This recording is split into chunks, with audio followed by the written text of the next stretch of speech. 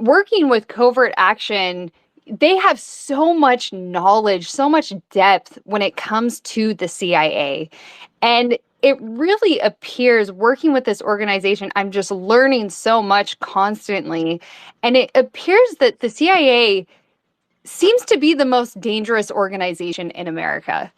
They have been able to truly run wild for decades.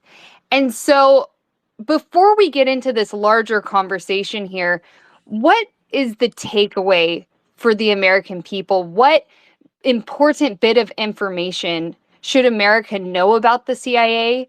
And Hmm. what can we do to bring some type of justice or accountability to this organization?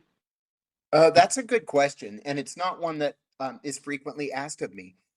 Yes, the CIA is the most dangerous organization in America. For many years, it assassinated world leaders, it overthrew governments, it violated human rights on a massive scale. There was a brief period from 1975 until about 1981 where that was finally reined in with the creation of the Senate Select Committee on Intelligence and the House Permanent Select Committee on Intelligence.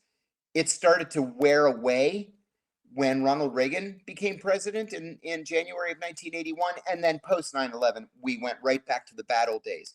Not only does the CIA initiate really crimes, international crimes, the overthrowing of governments, the assassination of leaders, et cetera, et cetera. But since Barack Obama was elected president, uh, the National Security Council has conducted something called the Tuesday Morning Kill List meeting, where beginning with John Brennan, John would sit every Tuesday morning at 7 o'clock at the White House with CIA representatives. They would come up with a list of people to kill that week. The CIA would send its teams out all over the world. They would kill people. And then they would meet up at the White House the next Tuesday morning and get the next set of people to be killed. Now, these are people who have never been charged with a crime. These are just people whose politics we don't like. You know, if it was if there were criteria where we had to prove that these people, whoever they are, wherever they happen to be, posed a clear and present danger to the security and safety of the United States or of American citizens or installations, that's one thing. But we don't know that because there's no oversight. Nobody's going to tell John Brennan, you know, and I should add that position is not subject to Senate confirmation. Nobody's going to tell John Brennan or anybody that comes after John Brennan, no, you can't kill those people because nobody knows about it. The work of this kill list committee is secret or top secret. And so, yes, the CIA is a dangerous, murderous, out of control organization. Now, how do we counter that? We have to ride our elected officials and demand that they provide oversight. That is far easier said than done.